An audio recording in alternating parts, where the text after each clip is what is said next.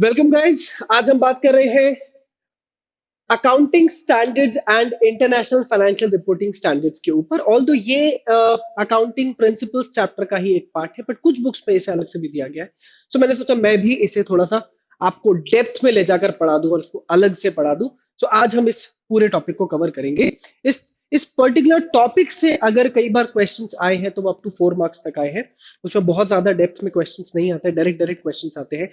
क्या क्या पढ़ेंगे हम इस पूरे सेशन में, तो हम देखेंगे कि स्टैंडर्ड्स है क्या, उनका नेचर और ऑब्जेक्टिव क्या है, और थोड़ा सा जानेंगे आईएफआरएस को कि आईएफआरएस है क्या और उसके क्या ऑब्जेक्टिव्स हैं। चलिए शुरू करते हैं कि अकाउंटिंग स्टैंडर्ड्स क्या होते हैं।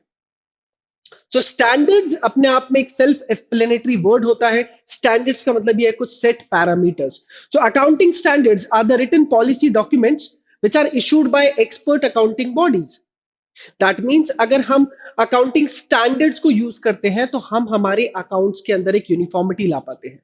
ये एक अकाउंटिंग बॉडी होती है जो अकाउंटिंग स्टैंडर्ड्स को इशू करती है और वो बताती है कि आपको अपने फाइनेंशियल अकाउंट्स को कैसे प्रेजेंट करना है, आपको अपनी बुक्स को कैसे रिकॉर्ड करना है, आपके फॉर्मेट्स क्या होने चाहिए, आपका सीक्वेंस क्या होना चाहिए। ये सारी चीजें हमें अकाउंटिंग स्टैंडर्ड से पता चलती है। अकाउंटिंग स्टैंडर्ड्स के नेचर को अगर हम समझें तो अकाउंटिंग स्टैंडर्ड्स भी अकाउंटिंग प्रिंसिपल्स की तरह मैन मेड है and they have been laid down as norms for accounting policies and practices. They also remove the diversification in the accounting practices and policies. That means अगर standards नहीं होते तो हर एक organization, हर एक region की company अपने खुद के accounting practices follow करती, अपने खुद के पैटर्न में अकाउंट्स बनाती, जिससे यूनिफॉर्मिटी नहीं आ पाती, जिससे कंपैरेबिलिटी नहीं आ पाती, अंडरस्टैंडेबिलिटी नहीं आ पाती। So it would have been very difficult अगर सारी की सारी कंपनीज अपनी खुद की अकाउंटिंग प्रैक्टिसेस फॉलो करने लग जाए, कोई स्टैंडर्ड ही ना हो। तो एक स्टैंडर्ड सेट करने के लिए अकाउंटिंग स्टैंडर्ड्स का आना बहुत जरूरी था। तो ये स्टैंडर्ड्स जो है ये फॉर्मुलेट करते हैं कि एक स्टैंडर्ड अकाउंटिंग प्रैक्टिस क्या होनी चाहिए, एक स्टैंडर्ड अकाउंटिंग पॉलिसी क्या होना चाहिए, किस तरीके से हमारी बुक्स को प्रेजेंटेशन होना चाहिए। इनका एम है कि हमारी पूरी की पूरी जो बुक्स है उनमें एक यूनिफॉर्मिटी आ पाए, वो एक स्टैंडर्ड्स पे बने, एक प्रॉपर गाइडलाइंस पे बने। इससे होगा क्या, इससे हमारे अकाउंट्स की अंडरस्टैंडेबिलिटी बढ़ेगी, जिससे हम डिफरेंट डिफरेंट यूजर्स को प्रॉपर इंफॉर्मेशन कम्युनिकेट कर पाएंगे। हमारी जो बुक्स है अगर वो अकाउंटिंग स्टैंडर्ड्स पे बेस्ड होगी तो हमारी बुक्स की कंपैरेबिलिटी बढ़ पाएगी। दैट मीन्स हमारी ऑर्गेनाइजेशन को लोग कंपेयर कर पाएंगे और हमारे अकाउंट्स को देखकर वो समझ पाएंगे कि should they invest into the company और should they not invest into the company. हमारा टैक्सेशन प्रोसेस इजी हो जाएगा, हमारी बुक्स ज्यादा क्लियर और ट्रांसपेरेंट हो जाएंगी। अकाउंटिंग स्टैंडर्ड्स को फॉर्मुलेट करने के पीछे और भी एक रीजन था कि हमें हमारे सारे ऑर्गेनाइजेशंस को, जितनी भी कॉर्पोरेट एंटिटीज हैं, उन्हें एज पर द लॉ भी तो गवर्न करना है। तो अगर हम किसी एक पर्टिकुलर कंपनी पे स्टैंडर्ड अप्लाई करते और बाकी पे नहीं करते तो भी प्रॉब्लम हो जाती। इसलिए ओवरऑल जितनी भी कॉर्पोरेट एंटिटीज हैं, डिफरेंट डिफरेंट फॉर्म्स हैं, सबके लिए स्टैंडर्ड्स बना दिए गए। And last, accounting standards are mandatory to be followed. अगर आप स्टैंडर्ड्स फॉलो नहीं करेंगे तो आपकी अकाउंट्स को वैलिडेशन नहीं दिया जाएगा। ऑब्जेक्टिव्स काफी हद तक नेचर से ही इंस्पायर्ड है, वहां से ही आपको ये सारे पॉइंट्स मिल जाएंगे। जैसे कि पहला है कि हमें गाइडलाइंस और डायरेक्शंस मिलती हैं स्टैंडर्ड से कि हमें किस तरीके से रिकॉर्डिंग करनी है, किस तरीके से प्रेजेंटेशंस करनी है, यूनिफॉर्मिटी आती है हमारे प्रेजेंटेशन में, कंपैरेबिलिटी आती है, हम कुछ मीनिंगफुल एनालिसिस कर पाते हैं, हम मीनिंगफुल पॉलिसीज, फोरकास्टिंग, असिस्टेंस कर पाते हैं अगर हमारे पास एक प्रॉपर पैटर्न में रिकॉर्डेड अकाउंट्स होंगे। तो अकाउंटिंग स्टैंडर्ड्स हमें डिफरेंट डिफरेंट ऑप्शंस देते हैं, डिफरेंट डिफरेंट प्रैक्टिसेस के बारे में बताते हैं और हमें गाइडलाइंस देते हैं कि हम सही पैटर्न में बुक्स को रिकॉर्ड कर पाए।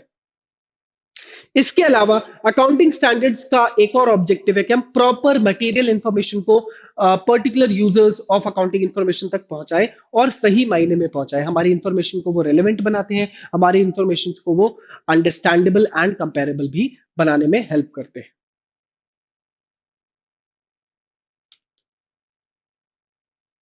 तो हमारे अकाउंटिंग स्टैंडर्ड्स की यूटिलिटी क्या है? पहला है improving the reliability and credibility.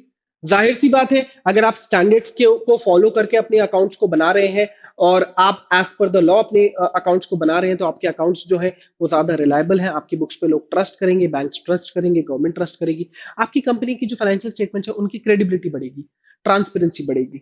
Accounting standards uniformity ensure करते हैं, यूनिफॉर्मिटी इन द सेंस कि हम जो पैटर्न फॉलो कर रहे हैं वही पूरी दुनिया फॉलो कर रही है, वही इंडिया की बाकी कंपनीज फॉलो कर रही है, ये हो रहा है कि नहीं हो रहा है, ये अकाउंटिंग स्टैंडर्ड्स को यूज करके हमें पता चलता है। अगर हम अपने खुद की प्रैक्टिसेस फॉलो करने लगे, हम अपने खुद के अकाउंट्स, अपने खुद के पैटर्न रिकॉर्ड करने लगे, तो हमारी बुक्स की कोई वैल्यू नहीं रहेगी, कोई वैलिडेशन नहीं रहेगा, हम टैक्सेशन में अटक जाएंगे, हम पे लीगल मैनिपुलेशन के केसेस लग सकते हैं। तो हमारी बुक्स में एक प्रॉपर यूनिफॉर्मिटी जो है वो अकाउंटिंग स्टैंडर्ड से हमें मिलती है।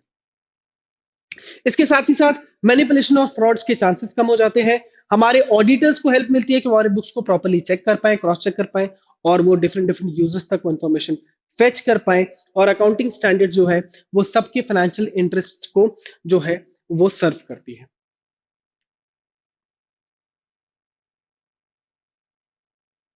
अब बात करते हैं आईएफआरएस की। तो अकाउंटिंग स्टैंडर्ड्स तो एक पर्टिकुलर कंट्री पे एप्लीकेबल थे। अकाउंटिंग स्टैंडर्ड से हमने इंडिया की सारी कंपनीज में के अकाउंट्स में यूनिफॉर्मिटी ला दी, एक सेट गाइडलाइंस बना दी, ताकि इंडिया की सारी कंपनीज आपस में अच्छे से ट्रेड कर पाए। बट जैसे ग्लोबलाइजेशन बढ़ने लगा, इंडस्ट्रियलाइजेशन हुआ, और जब कंपनीज एमएनसी फॉर्मेट में कन्वर्ट होने लगी, that means the company started to do business in other countries, तब प्रॉब्लम बढ़ने लगी। क्या प्रॉब्लम आने लगी कि हर कंट्री का अकाउंटिंग स्टैंडर्ड अलग अलग था, हर कंट्री का अकाउंटिंग प्रिंसिपल अलग अलग था। So if a company belonging to US was following some certain set of principles and standards, when they came to India, तो उन्हें एक नया का नया सिस्टम देखने को मिला जिसके लिए वो ट्रेंड नहीं थे। इट मींस उनके लिए बहुत हेक्टिक था कि वो यूएस के हिसाब से भी बुक्स बनाते और इंडिया के हिसाब से भी बुक्स बनाते, और ऐसे ही अगर वो और कंट्रीज में एंटर करते for doing business and trade, तो ये चीज और बड़ी प्रॉब्लम बनने लगती।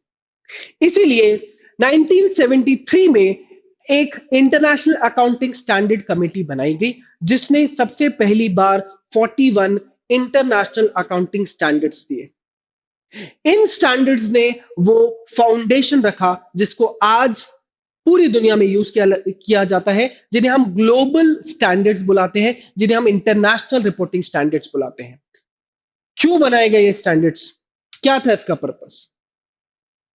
इनका ऑब्जेक्टिव था कि हम एक single set of standards, policies and practices बना पाए जो कि हाई क्वालिटी हो, कंपैरेबल हो और ग्लोबली एनफोर्सेबल हो। कोई भी कंपनी जो मल्टीनेशनल लेवल पे ऑपरेट कर रही है, उनके लिए आईएएसबी, इंटरनेशनल अकाउंटिंग स्टैंडर्ड्स बोर्ड ने जो आईएफआरएस इशू किए, वो देवर लाइक लाइफ लाइन। अब उनके लिए हर कंट्री के हिसाब से स्टैंडर्ड्स और प्रिंसिपल्स फॉलो करने की जरूरत नहीं पड़ती थी, अब उन्हें आईएफआरएस फॉलो करना होता है, जिससे उनका काम बहुत इजी हो जाता है, और अब वो ग्लोबल लेवल पे ट्रांसपेरेंट दिखते हैं, ग्लोबली वो अपने प्रैक्टिसेस को, अपने पॉलिसीज को दिखा पाते हैं।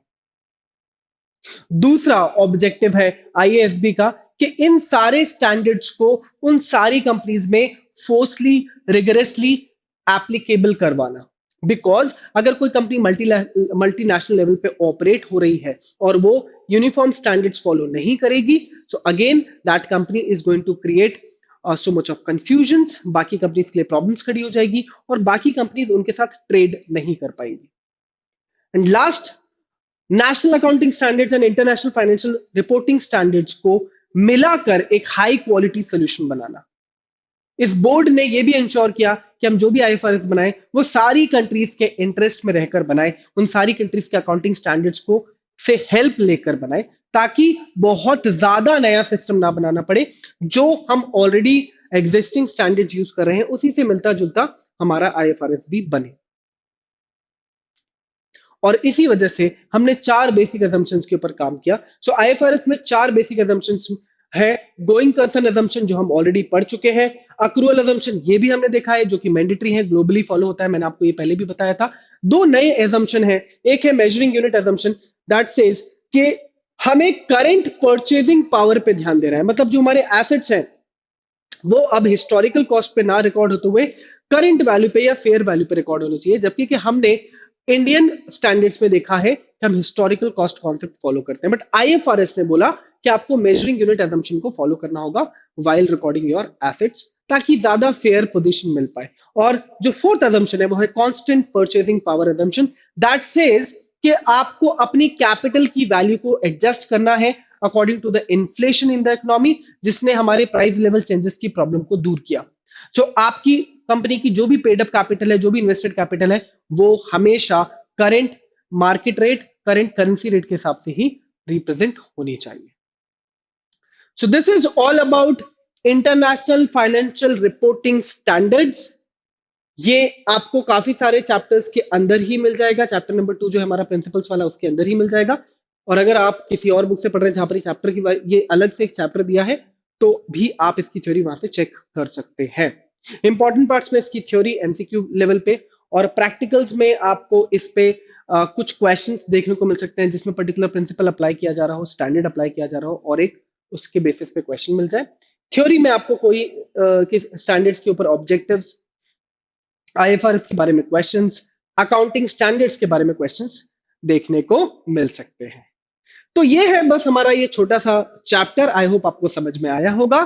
Thank you for joining me. Have a great and beautiful day. Bye bye.